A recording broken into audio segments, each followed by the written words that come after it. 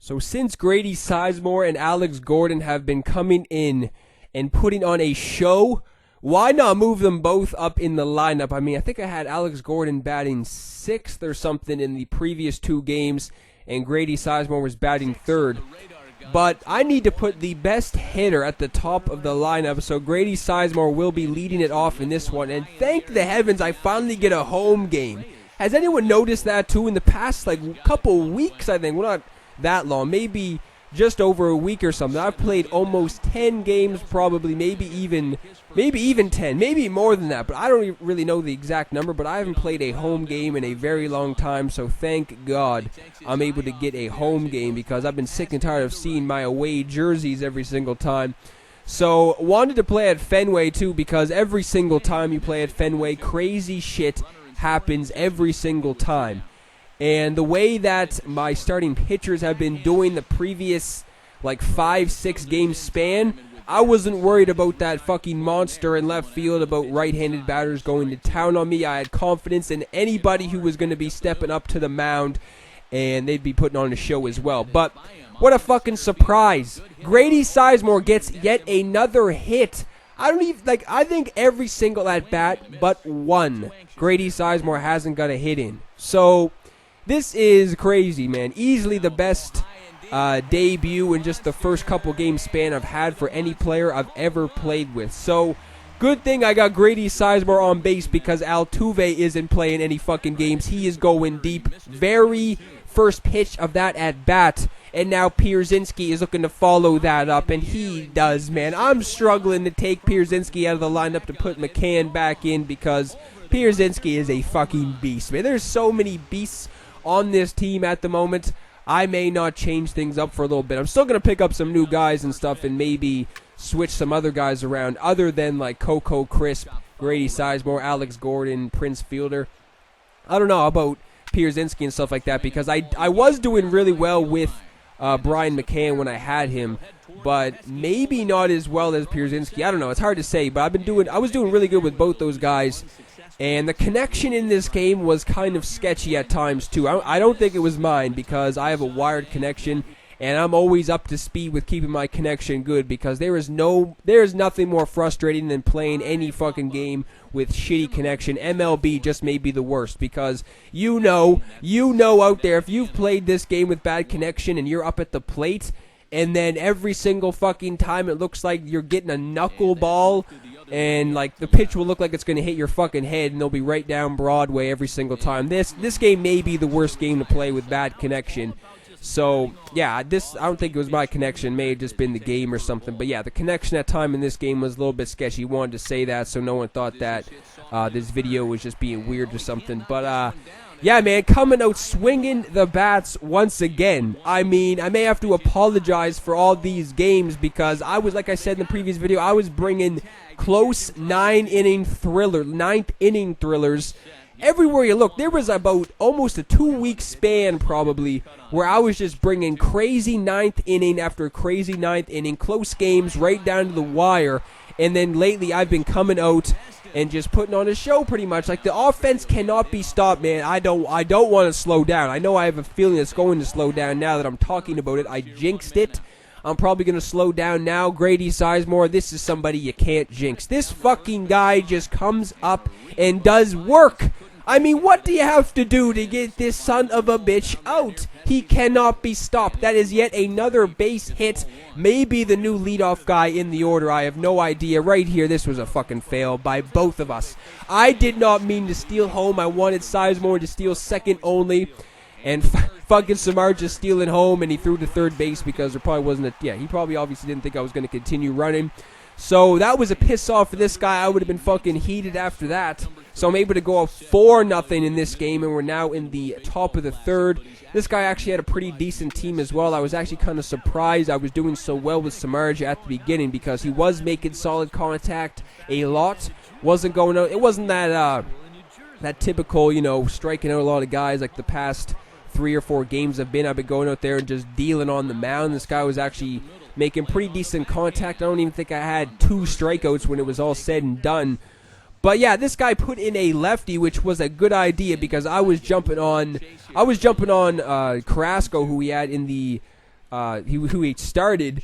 So yeah, I was putting in the righties coming out. Pujols, fuck man, I don't know why I put Pujols in. I was looking at the fucking guys on the bench for a couple minutes, thinking whether or not I should put in Cepeda or Pujols, and I put in Pujols, and he comes in and grounds out. That is all Pujols does, man. The 99 Pujols only comes in.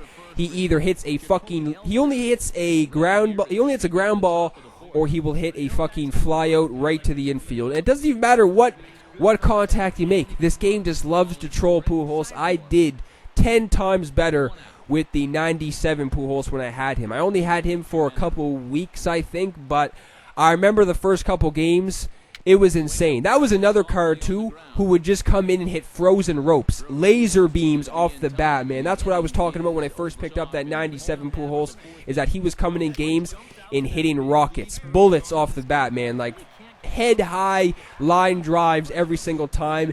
And I remember, like, the second game I played in, I hit a home run, and it was legitimately, like, shoulder high. Frozen rope right to square center field. I'm pretty sure it was in...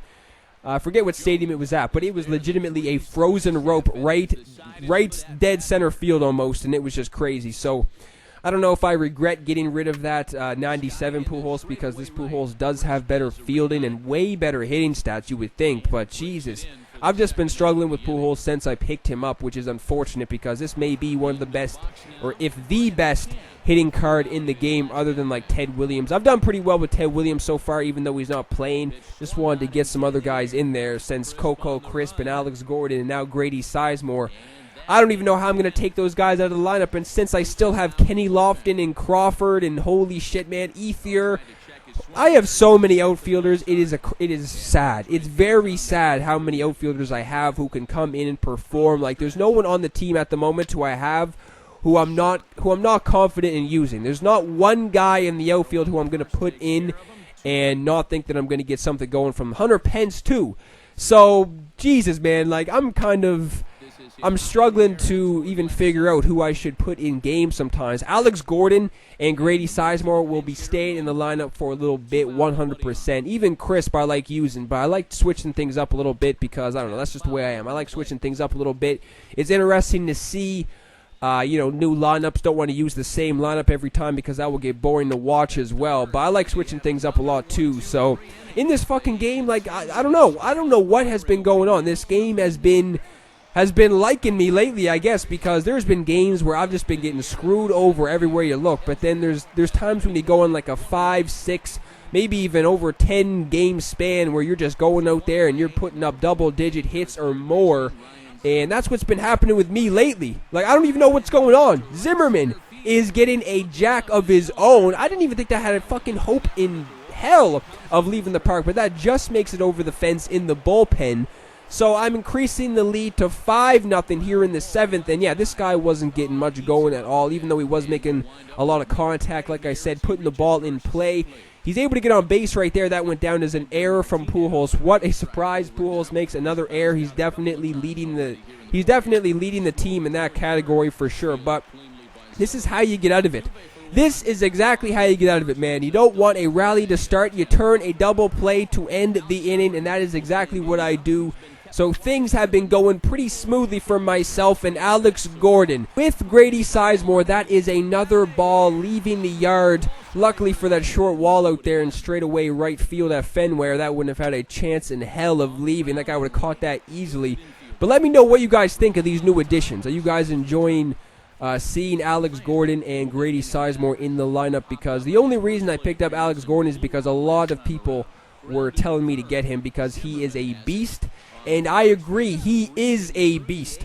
I only picked him up for around $17K, I'm pretty sure, so I didn't even have to spend that much to get him. I always wanted to get Grady Sizemore, but as I've been saying in the past couple of videos, when he first came out, he was going for way too much. He was well over $100,000 for a long time. I was surprised how much he was going for a couple of months. I'm pretty sure he was going for a hefty price, so that's why I didn't really pick him up, but now he's kind of dropping. I picked him up for a half-decent price as well. So I'm liking the way the squad is turning out.